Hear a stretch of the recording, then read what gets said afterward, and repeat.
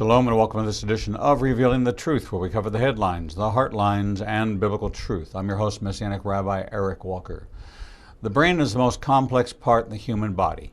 This 3-pound organ is responsible for our intelligence, interpreting sensation, initiating body movement, and controlling all of our behaviors.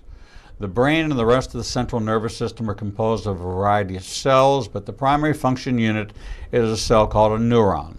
All sensations, movements, memories, and feelings are the results of signals that pass through neurons of differing shapes, sizes, and functions. The average brain contains between 80 and 90 billion neurons, the cell bodies of which form gray matter. The brain is a masterpiece of God's miraculous creation, yet over time there are many factors that impact brain development and steps that can be taken to reverse some of the factors contributing to an aging brain.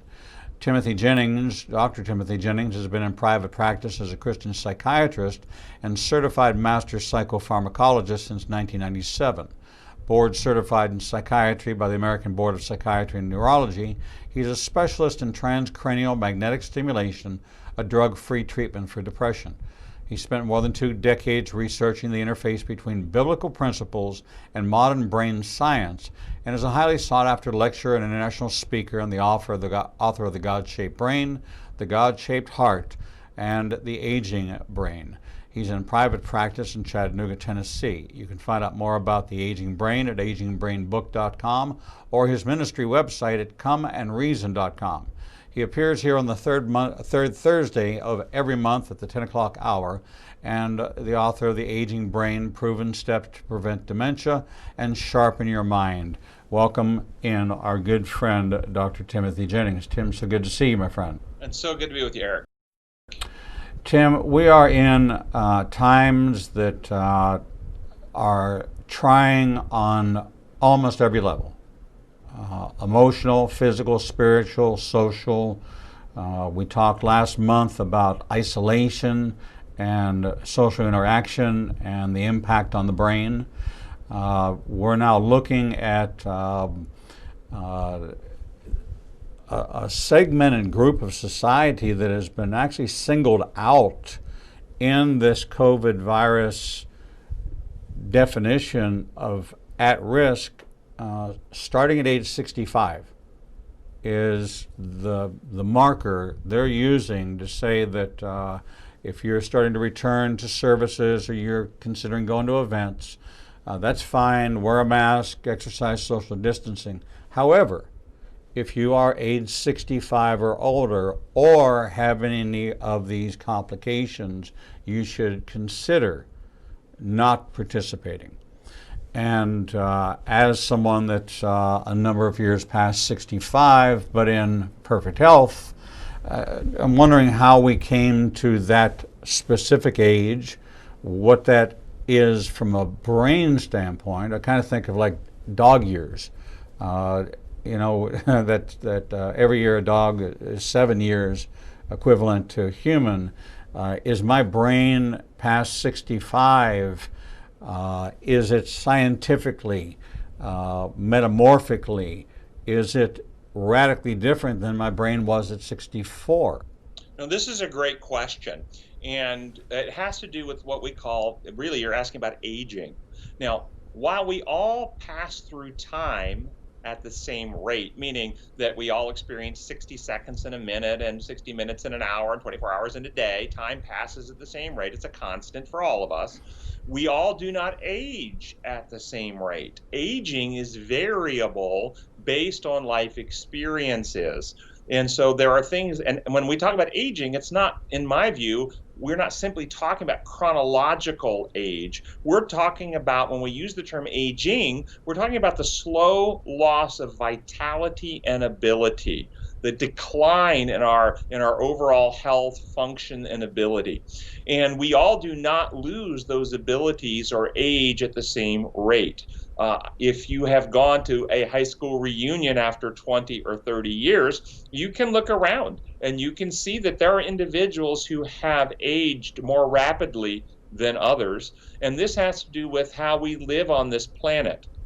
multiple factors can accelerate the decline and loss of our abilities, and that would be lifestyle factors, the healthful living or the unhealthful living. And so if you remember the partiers in high school, the ones that were drinking and maybe drugging a little bit on the side and staying up late and not taking care of themselves, if they persisted in that after high school and continued that lifestyle, they age more rapidly, because that lifestyle is very oxidizing. It's very damaging to the physiology, and you burn up your life's resources. Smokers, for instance, absolutely age. Multiple studies have shown this. They've even looked at identical twins and compared the age of their skin to the smoking twin from the non-smoking twin.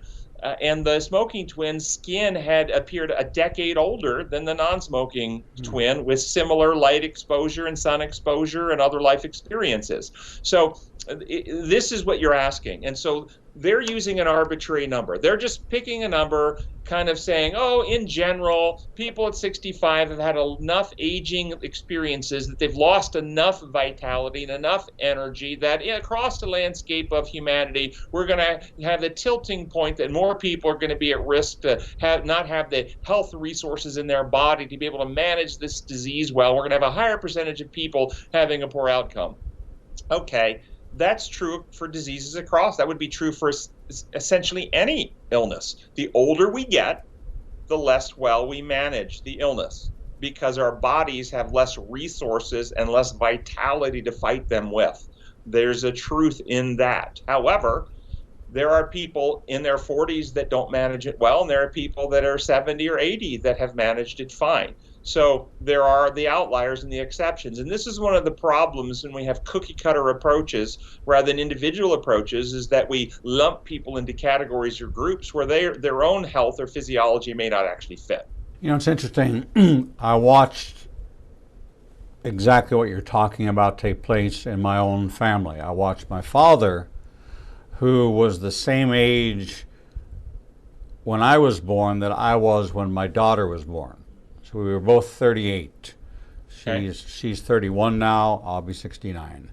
At my age, he was an old man who had already had quadruple bypass surgery, prostate cancer, a number of other ailments, and wound up having a lifespan and died at 84.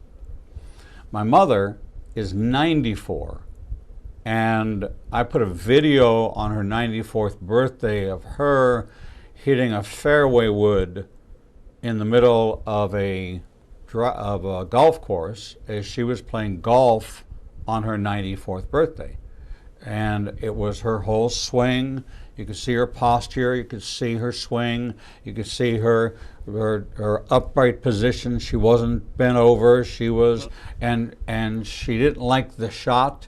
And you could pick up from the tone, the microphone didn't pick up what she said. I know it was an off-color remark, so I'm glad it didn't pick it up because I could use it. But she stomped off, and you could see a very deliberate, healthy woman grabbing her fairway wood and stomping off to go hit the next shot at 94 years old. So Great for her. Wonderful. My father was 84 and dead. She's 94 and plays golf twice a week.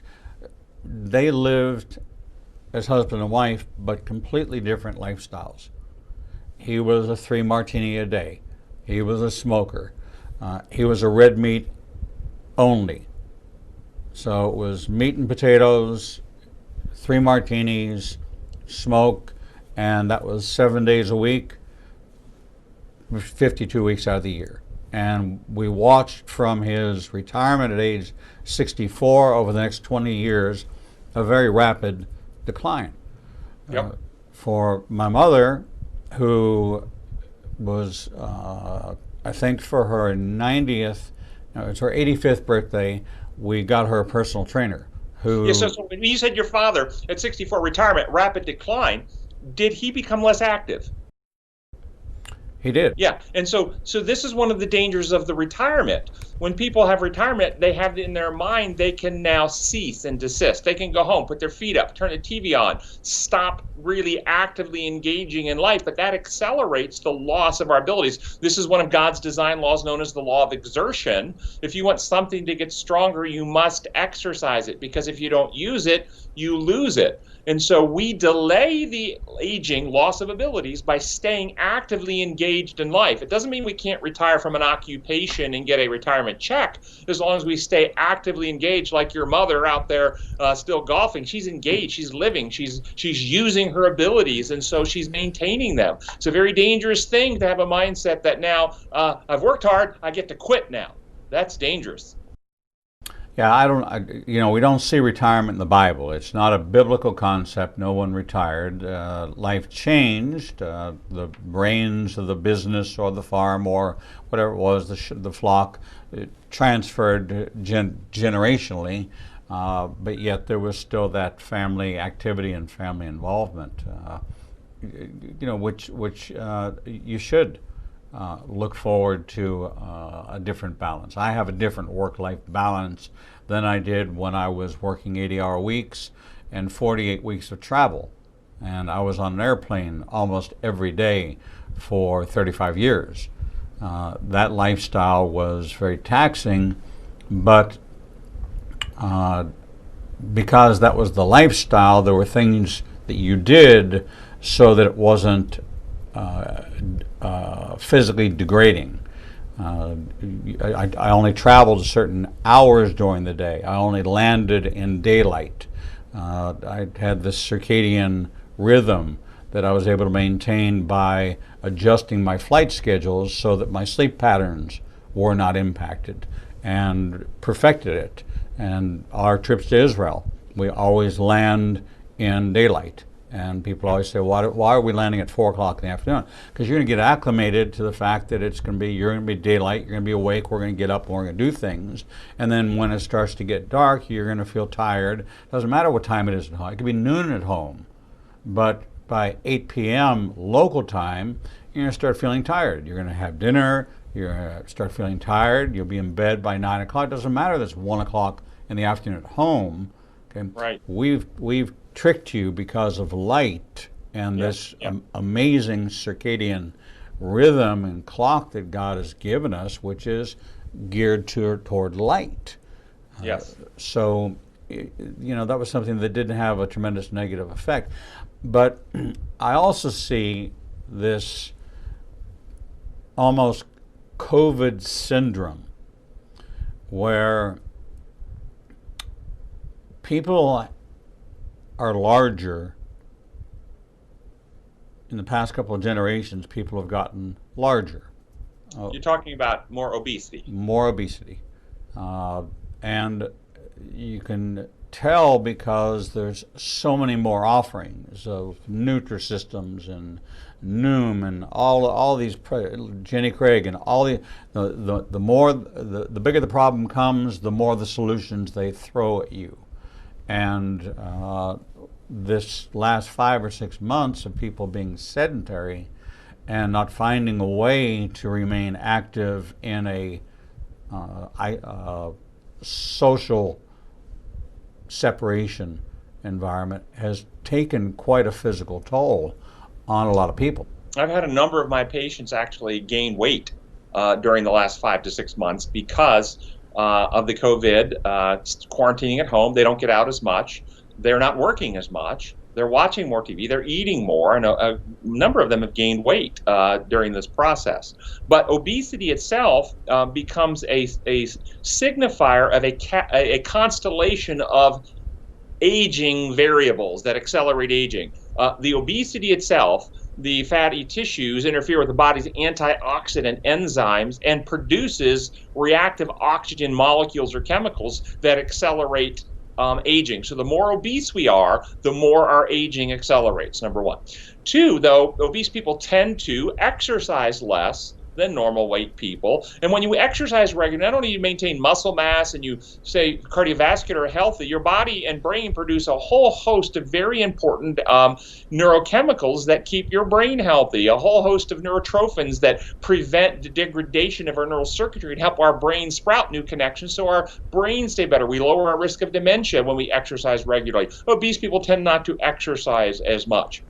They also tend to have poorer dietary choices, eating more inflammatory foods, sugary foods, fast foods, junk foods, and so forth. They tend to do that more rather than a really healthy antioxidant food choices like fresh vegetables and fruits and things along these lines. And that accelerates the aging process. They also tend to have more medical problems because of their obesity. So they have more insulin resistance. They're a higher rate of diabetes type 2, higher rate of high blood pressure. And all of these things together then make them much more vulnerable to bad outcomes if they get infections. Okay? So, and those could be any type of an infection. A person that's obese with circulatory problems and type 2 diabetes that stubs their toe and gets what's called cellulitis. That's the infection of the skin. They're at much higher risk of having a complicated infection, gangrene, and having amputation than a person of normal weight who stubs their toe and maybe they don't even get infection at all. Their immune system just fights off. They had the inoculation of a foreign bacteria when they stubbed their toe and got cut, but their immune system bled enough and they just fought it off and never got a real infection to start with. But the compromised obese person with diabetes and circulatory problems get the infection and then they can't fight it off. And so they're also more vulnerable to negative outcomes because of all these complicating health factors and high oxidative stress that they're already under when they should get an infection like COVID. And those are the people who are at much higher risk for bad outcomes. So when we look at diet, exercise equation, knowing that contributes to wellness, to a more biblically aligned lifestyle, which was an active lifestyle and a healthy eating lifestyle. It was a much more active lifestyle in the Bible. They got up every day, they did something, they went somewhere, whatever their occupation, whatever their agricultural area was. And so we find ourselves now with many sedentary jobs. So this is something you have to be incredibly intentional about. I shared with you back in November that I had made the decision that I was going to make some lifestyle changes because I didn't like what was happening with the way I felt. I had gained weight, I was feeling more sluggish, I wasn't as motivated, I was finding myself a little bit more lethargic. I didn't like it, so I did something about it. And I lost 40 pounds, and I used walking as the method to increase, moving from on the sedentary scale, pegged down here, to the active scale of using that 10,000 step marker as being just a benchmark, and that's about 5 miles of walking, and making dietary changes and then some exercise changes. I don't take any medications. Fortunately, I have no conditions which need to be treated, but I also know that the medications that people are on are also contributing factors to aging. So you have the introduction of chemicals into the body, and you have the medications which are prescribed. You're a prescriber. You're a doctor that prescribes. So those medications have a particular impact on the positive side, but all of them have possible side effects. Yeah, this is a very complicating issue you're getting into, but it's a true issue. And that's the whole question of pharmaceuticals and prescribed medications. No question that they can be life-saving, no question about it. But they can also cause injury and cause problems if they're misused, or they interact with each other, or they're not appropriate, or they're taken too long, or they're taken in the wrong doses, or we just have too many in one patient, et cetera, et cetera. And philosophically speaking, the bigger problem with medication approach is that there's this idea that my lifestyle doesn't matter. I can eat, drink, and do anything I want. And when I get a health problem, I just need to take the right pill. And that the pill will treat the problem. In reality, most medications are treating symptomology, not curing conditions. Even those things we consider cures, classic cures, penicillin, antibiotic for an infection, classic cures, still can cause other related problems, changing the gut flora, for instance. And antibiotics will change gut flora. I have patients that are stable patients, maybe depression, bipolar, stable for years. And they get an infection. They get on an antibiotic. The antibiotic treats the infection, but it also, because antibiotic killing bacteria, kill some of the good bacteria in your gut, and then you have a switch in flora, and the gut bacteria create neurotransmitters, believe it or not, and my patients suddenly have big mood swings. They don't function as well. So you're exactly right, but the whole question of medication, I tell you, the big philosophy is be on as few medicines as possible because I live the healthiest lifestyle possible and I don't have problems that need to be treated. So an obese diabetic patient who gets on a healthy lifestyle and over the course of time, following their doctor's instruction, loses weight. Type 2 diabetes will go away. High blood pressure will go away. Oftentimes reflux goes away. Sleep apnea goes away. Many of these problems go away, and a whole host of medicines are no longer needed because we're not treating high blood pressure or diabetes because they're gone. There's another category that is a mega category, and that's supplements. And you have this wellness approach that says that we have environmental conditions, so we need antioxidants to fight off those things which are create an environment for cancer or for heart disease. And so there's supplements that you have a high triglyceride number, so there's a supplement. You can go with a pharmaceutical solution, or you can go with a supplement, a niacin kind of solution. I know that I just had my Medicare annual wellness checkup, and you list out everything you take, and so I do take a couple of supplements, and I listed those supplements, and we reviewed those. We reviewed them for interactions. We reviewed them for why I take them, what I was hoping to gain from them, and had that conversation. That was predominantly the whole wellness checkup, was that discussion, because once he did the lipid panel, everything was fine, and there was nothing to treat. So the conversation was more around how are you losing the weight, how are you redefining your body, and part of it was with the use of supplements, was redirecting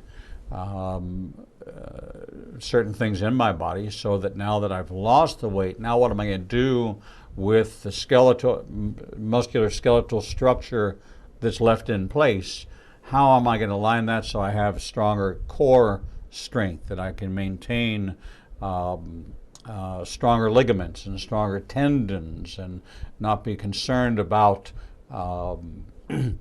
rotator cuff or an ankle sprain that winds up giving you a ligament or tendon. And so we looked at collagen, and we looked at certain things that are being introduced that are helpful in that. Now, you've introduced a whole nother very complicated and important area, and that is the area of supplements. And in my book, the Aging Brain, there's a whole chapter on supplements. And what I've tended to do is support using supplements only when there's good evidence, double-blind, placebo-controlled trials showing that they're effective and you can get good quality. The supplemental industry has an incredible amount. It's a multi-billion-dollar industry. The vast majority of it does not have to meet good quality control and evidence-based standards. They work on anecdotal stuff. So people try it, they get a relief, they report it, they claim it works for them. But that doesn't necessarily mean that the substance is working, only that the person had strong belief, because we know there's placebo effects are not pretend, they're very real, and your mind is very powerful. So I like to support the types of supplements that are actually very strong scientifically based, and we know that there are some that are. There are certain supplements or nutrients that our body requires, and if we don't have those nutrients, then we end up with illnesses. Classic one that was known for hundreds of years once we started having seafaring nations was scurvy. And scurvy was an illness of connective tissue where the connective tissue lost its elasticity, and people would, of course, their teeth would fall out and they would have all types of connective tissue problems because of what? Vitamin C. They would be at sea for years and they wouldn't get vitamin C. So that's why the British started drying limes and putting limes in the ships, and the soldiers would scrunch and eat a dried lime where they would get some vitamin C, and they didn't get scurvy anymore. And so vitamin C is essential. Most people in modern world don't have a problem getting vitamin C because we get enough fruits and vegetables and things that have it for us. But there are many supplements that and the data basically shows that most of the time we're better off getting it in a food source as God prepared for us to eat the food than we are getting it in a pill form. There are exceptions that you can do just as well from a pill form, but it's much better getting it in the food source for the vast majority of it. One of the problems with the supplemental industry is that they will market themselves as having all of the nutritional power of 47 different plants in this one little capsule you take a day.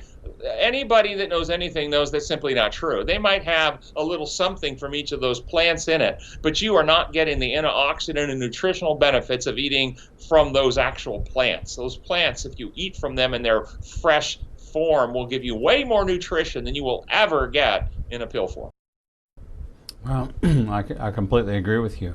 So as we look at trying to strike a balance in all this, and we look at brain health, and that we age at different rates based on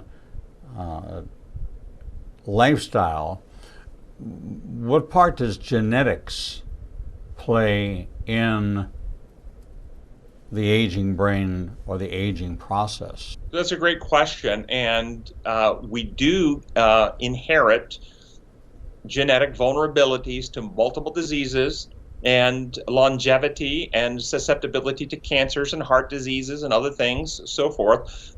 Even Alzheimer's disease we can inherit vulnerabilities to, but the data shows for the vast majority, 95% of the types of Alzheimer's out there, the genetics that we inherit only increase our sensitivity to the variables in our life. So we're more sensitive to the damaging effects. So we lead a healthy lifestyle. Even if you have the late onset family form of it genetically, you can still avoid getting it, okay, for the vast majority. There's also something known as epigenetics, though. Epigenetics are not simply the genes you inherit. That's how the genes are turned on. Which genes are turned on, which genes are turned off, how are they expressed? And that is dependent upon life experiences. We inherit the gene sequences. We also do inherit epigenetic instructions, molecules telling which genes to turn on and how. But through life, we are constantly modifying that epigenetic instruction. We're not changing the sequences. We got what we got. But how we turn them on and how we turn them off is related to lifestyle. Foods we eat, toxins, like, for instance, alcohol, tobacco, drugs will alter gene expression. Beliefs, relationships, and how we relate to people. The activities we engage in will alter our gene expression. And then when we have children, we will start them off not only with the sequences, but we will start them off also with epigenetic instructions, which will give either advantages or disadvantages. And these epigenetic instructions pass down 3 and 4 generations. Thus, our sinful living damage us, and we can pass on to our children increasing risks for health problems and sin problems. For instance, an addict who engages in addiction can pass on to their children biological increased vulnerability to addiction based on epigenetic instructions that their children would not have had the parent not engaged in the addictive behavior. And so just as the scripture tells us that our sins pass down 3 and 4 generations, it's not talking about guilt for sin or punishment for sin. It's talking about the damaging consequences of sin will pass down, and the environmental influences will also pass down. So if you were raised in a home where people value smoking or drug and so forth and so on, you can pass on that environmental influence to down 3 and 4 generations as well. It's so interesting because we know that passage well, that God will visit the iniquities, the sins of the father, to the 3rd and 4th generation of those who hate him, but to the 1000th generation of those who love him. His mercy, yes, his mercy, yeah. So when you look at that, it promotes a sound biblical lifestyle, adhering to a biblical worldview, and that translates into a medical, physical, or physiological blessing. Really quite interconnected in that picture. We're talking with Dr. Timothy Jennings, author of The Aging Brain, Proven Steps to Prevent Dementia and Sharpen Your Mind. We're talking about the aging process, and we're talking about it in regards to this current climate that we're in this COVID-19 environment. We're talking about the larger issue of lifestyle, and we're now introducing the faith component into the mix that says that there's an alignment here. And that alignment is that God had a design when he designed the human form. He had a design when he created this amazing brain that interacts and responds. It drives, but it also is a receptor to external influences which change the way it responds and the way we respond physiologically to those influences, both what we take in physically, but also what we take in spiritually, and our thought life, and our relationship with God, and our relationship with each other. We're going to take a short break, and when we come back, we're going to drill in deeper with this notion and concept that says that if you're living a healthy lifestyle, if you're exercising, and you're eating the right things, and you have no spiritual relationship with God, is your brain chemistry going to be altered? And is there a physical or physiological impact to faith? We're going to take a short break and we'll be right back. Shalom.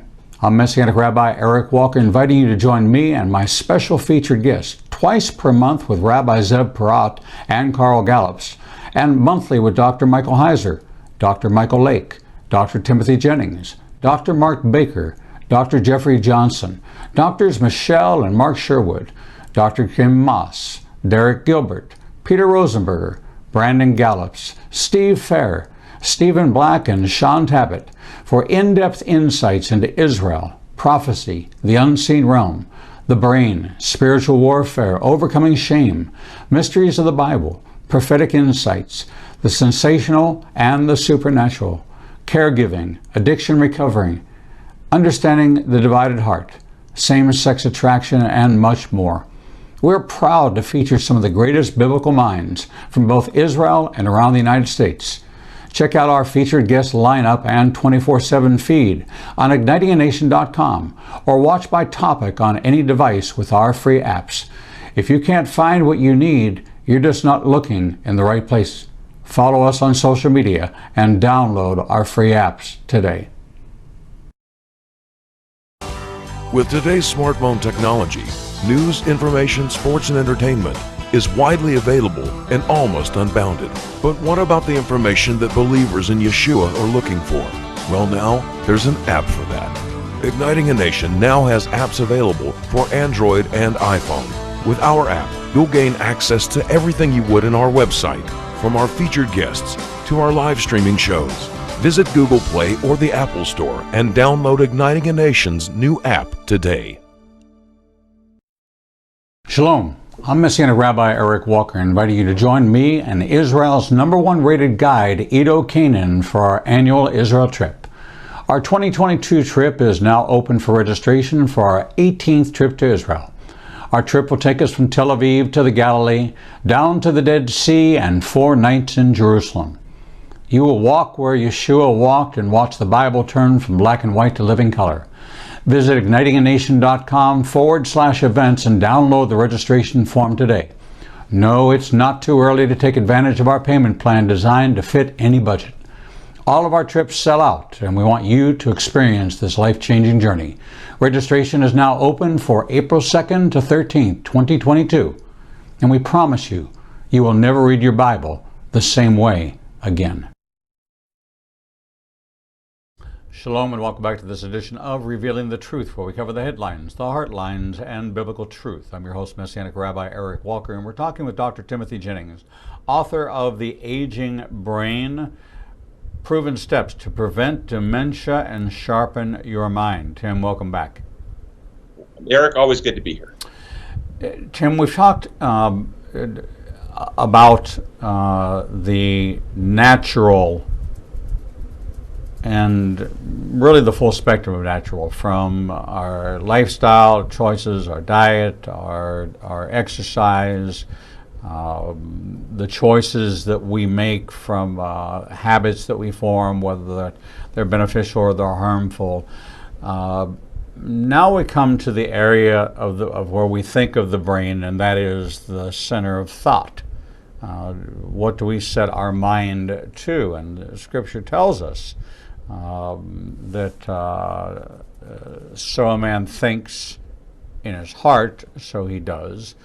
We talked about that in the God-shaped heart, and now we connect it to the God-shaped heart connecting to the God-shaped brain, and how it acts upon these instructions and influences, and how does that affect the choices that we make, spiritual choices that we make, and the spiritual life that we have. How does that impact our brain chemistry? Is faith a measurable component in brain health? You know, this is a great question, and it is the core question that goes back through all human history. And it's not just a matter of faith. Here's the real core to the question. Upon what are you placing your faith in, or upon whom are you placing your faith? Everybody has faith. Everybody has faith. Faith in the question, but it goes back to Mount Carmel. If God is like Baal, worship him. If God is like Yahweh, worship him. It wasn't a question of, do you have faith? The question of, where are you placing your faith? Today, if there is no God, place your faith in science. Place your faith in evolutionary principles of energy in the universe. If there is a God, then which God is your faith in? Everybody has faith. Everybody. The question is, though, where do we place our faith? And that makes all the difference in the world. If we place our faith in Yahweh, in my view, how Jesus ultimately revealed him, if you've seen me, you've seen the Father, then you're placing your faith in a benevolent God of love who is for you, who is trustworthy, who has your back, and then you can find genuine healing and peace. Neurobiologically, this neuroscience shows us, in fact, that when we worship a God of love, we activate the brain's love circuits, we reduce the brain's fear circuits, we have better mental and physical health. But when we have faith in a either godless universe that's in chaos, or we have faith in an authoritarian, punishing God who we need to be protected from, either of those incites more fear. We activate the fear circuitry. And when we activate the fear circuitry, we kick up the stress and inflammatory cascades in our bodies. We accelerate aging and have more health-related problems. This is all medically trackable and definable and documentable. So yes, it really does make a difference, but I go beyond just the simple question of faith to, are we placing our faith in the true God that the Bible reveals him to be, or the false God that Satan tries to get us to think he is?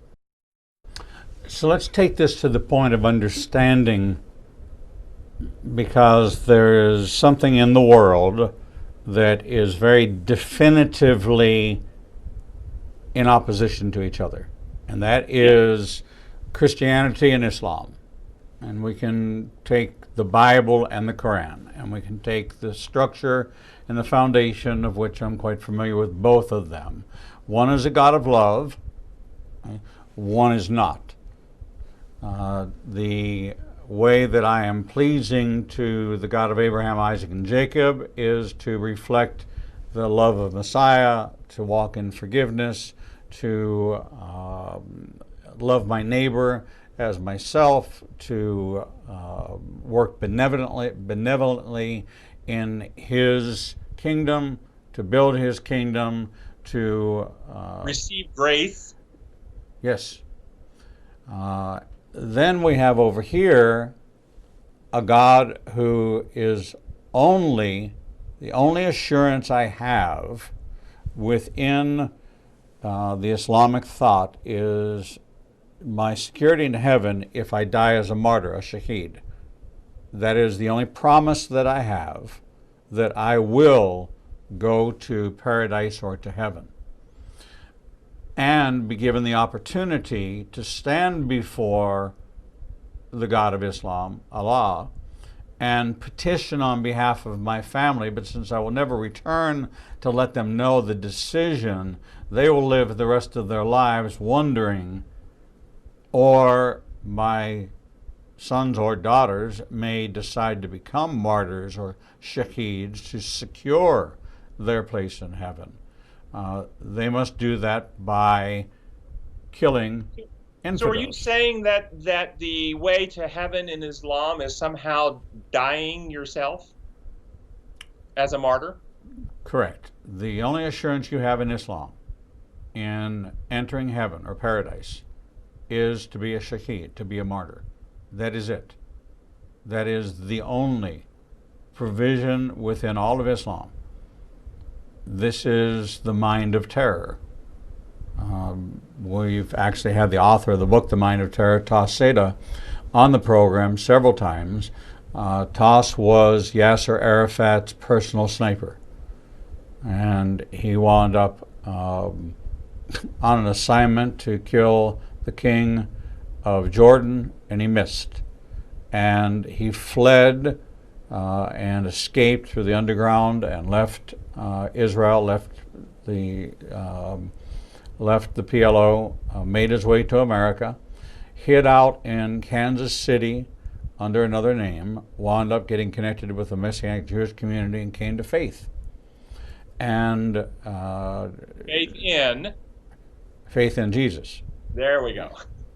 Came to faith in Jesus and gave his life to Jesus. He ultimately went back to Israel, confessed his role, was given forgiveness, and in exchange for that forgiveness, he created a benevolence philanthropic organization to build playgrounds and schools in the Arab and Jewish communities as his act of reconciliation. We see how God's method of grace, forgiveness, taking personal responsibility rather than eye for an eye, making and so forth, brings healing and reconciliation.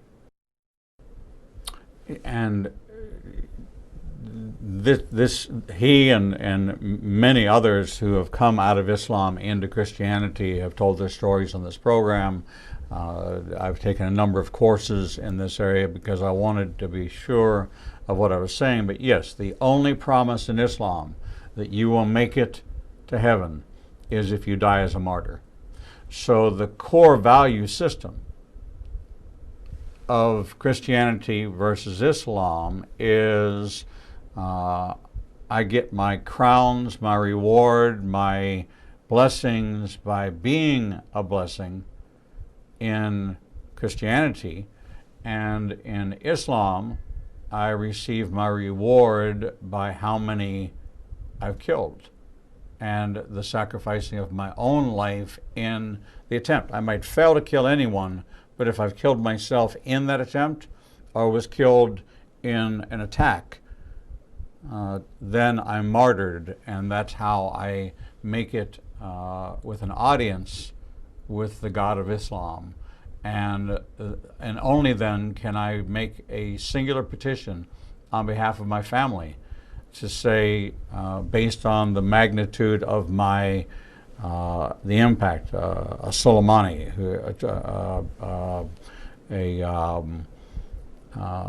Osama bin Laden, and the numerical number of people who died at the World Trade Center, that he stands before Allah and he says that there's 3,741, whatever the number are, lives taken at my hand, and I should receive a reward, and it should extend to my wife and to my wives, plural, and my children, for them to secure a place in paradise. And so when we think about the mind of terror, which is what we see, and we see God proclaim it when he proclaims over Ishmael. There's two proclamations, declarations over Ishmael. One is that he will be the ruler of 12 kingdoms. So he has an inheritance, and those are the surrounding Arab nations around Israel. But the other was that he would be a wild donkey among men, and that he would be at war with the world, right, and live in hostility towards his brothers. So we see this Sunni Shiite conflict within the family of Islam, and we see Islam in conflict with the rest of the world. So that mind, that brain, is wired by faith. Yes, and so this goes back to another design law of God, and that is the law of worship. In the New Testament, Paul refers to it by beholding, we become changed. We become like what we admire, esteem, and worship. And so as we accept distortions into our view of God that are not true, those distortions, as we accept them in worship, impact us, and we become more like the God we worship. Worship an authoritarian dictator, worship a punishing God, worship a God who's a source of pain, the God who's a source of death, that you become more like that God, and you'll practice those methods on other people. You worship a God, though, who is love, who's self-sacrifice, who's truth, who is honesty, who's integrity, who's selfless, like Jesus revealed him to be.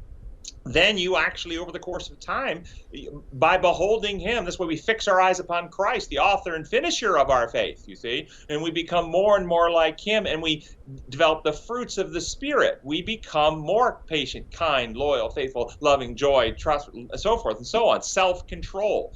And this is what we become over time. It's a design law. You can't avoid it.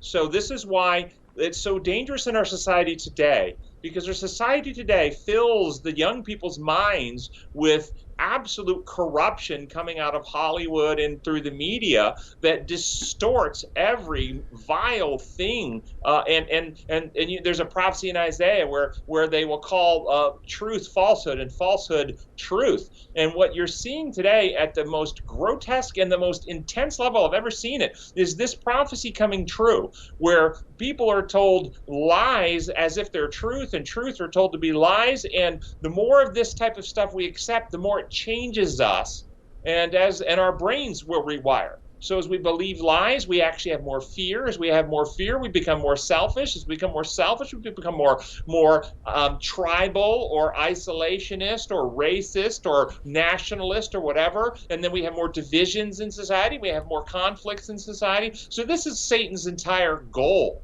As we put Christ back at the center, and we see his methods and principles, perfect love casts out fears. We become less fearful. We become more selfless. We become more service-oriented. We become more caring about people. Prejudices break down. We come into a unity, and all of us become one in Christ. And so Christ's prayer, I pray that they will be one as you and I are one, Father. And that is the real goal, and it's based on two completely different pictures of God. So in your psychiatric practice, are you seeing a shift from when you started in practice, and even going back to your military service days and your training and your service? Are you seeing in the diagnosis more leaning towards the narcissistic, nor leaning towards psychological conditions which precipitate much more of the negative influences, more confusion. So the question on narcissism: narcissists historically don't get psychiatric treatment because they're narcissists. There's nothing wrong with them. So they don't go for treatment. So they historically don't present in any, way as far back as literature and psychiatry has been written, they just don't pursue treatment. They're narcissists, but they don't pursue treatment. So you're not going to see them in your practice. But I do see ever increasing amounts of fear-based problems, anxiety-based, worry-based, fear-based, dread-based. That includes depressions, because unresolved and unremitting fear is a gateway, or worry is a gateway into depression. People exhaust themselves with worry. And this is a combination of the fear that is being generated in the media. The media messages are constantly fear-based in an environment where there's no higher power that you can trust. There's no God. We live in a universe of just chaotic forces. There's no one out you can turn to. And historically, there were three pillars that gave people emotional, psychological peace. It was God, family, country. Okay? And those three core pillars gave a sense of security, a sense of safety. I can trust my God, I can trust my family, I can trust my country. At least in America, those are American values. Okay? In a society today, all three are gone. God, there is no God. Anybody who believes in God, small-minded, anti-science, can't trust. There's no God. Families are completely fractured and broken, and there's a real attack on marriage. There's an attack on, anything that would approximate historic, God-designed families. That's under attack. And then the nation. The institutions of our nation are being relabeled in a corrupt lie. You have to understand that the American Constitution came into existence in a world in which slavery already existed. Slavery did not start with the United States Constitution. Slavery was already in existence by the governments of the world prior to the United States Constitution. And the United States Constitution was written for the purpose of eliminating slavery. That's why the 3/5 you counted towards your congressional seats a black person at 3/5 of a white person, not because they devalued them, but because the northern abolitionist anti-slave states knew that if they didn't do that, the southern states would have too many congressional representatives, and they wouldn't be able to, in time, legislatively get rid of slavery. So the entire foundation of America was on an anti-slave platform for the valuing of all creatures created in the image of God with equality. And so our country had value that would make us feel safer, because if you look at the progression in America, we went from slavery to slave-free and Civil War to Jim Crow, to get rid of Jim Crow, and we progressively moved to ever-increasing equality in this country, while at the same time the messaging in this country is that our country is a horrible, corrupt country based on and you can't trust these institutions. They're anti-people of color. They're against everybody. And so we don't have God. We don't have structural families anymore. And we don't have a country we can trust. And the consequences of all this destruction of these core values and these lies that they're based upon is to ever increase fear, which has caused increasing self-preservation, which is causing greater fragmentation of our society with ever increasing conflict and tribalism, which is exactly what we're seeing today. And who do you think is behind it all? It certainly isn't the message of Jesus Christ. And boy, that's the truth. And the rise in suicides, the increase in prescriptions for anxiety and depression medications, I think the statistic is it's up 40%, which is a staggering number. Mental health moving up the ranks as to be one of the greatest health issues facing our nation today. Is mental health. Yep. Has risen to a very, very high level. So we appreciate you in two very distinct but same areas, and that is your service as a minister of the gospel and one who is committed to the inerrancy of the Word of God, but seeing how God plays such an important part in the foundations of our life, the foundations of our mind, the foundations of our hearts. And what brings healing to us is this improving relationship with God. And I know personally that I feel better, I act better, I think better, I behave better, I treat people nicer the closer I am to the Lord, and my mental health is better. I'm nicer, kinder, gentler in my spiritual self than I am in my natural self. We've been talking with Dr. Timothy Jennings, author of The Aging Brain, Proven Steps to Prevent Dementia and Sharpen Your Mind. You can find all about him at comeandreason.com and about the book at agingbrainbook.com. Dr. Timothy Jennings seen here on the third Thursday of every month at the 10 o'clock hour. We're going to take a short break, and when we come back, we'll bring you the next edition of Revealing the Truth.